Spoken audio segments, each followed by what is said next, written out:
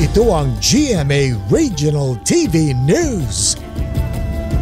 Oras na para sa maiinit na balita ng GMA Regional TV mula po sa Luzon. At makakasama natin si Chris Zuniga.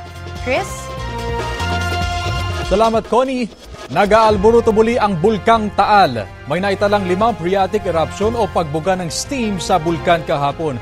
Sa datos ng PHOX, 2 hanggang 6 na minuto ang itinagal ng mga yan sa pagitan ng 1:00 ng madaling araw at 4:00 ng hapon.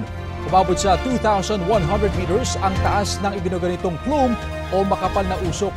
Babala ng PHOX, maaari pang masundan ang phreatic activity ng Taal Volcano. Nasa alert level 1 pa rin ang bulkan.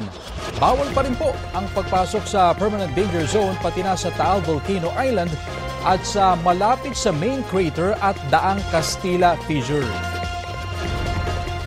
Kapuso, para sa mga maiinit na balita, mag-subscribe sa GMA Integrated News sa YouTube. Sa mga kapuso naman abroad, subaybayan nyo kami sa GMA Pinoy TV at sa www.gmanews.tv.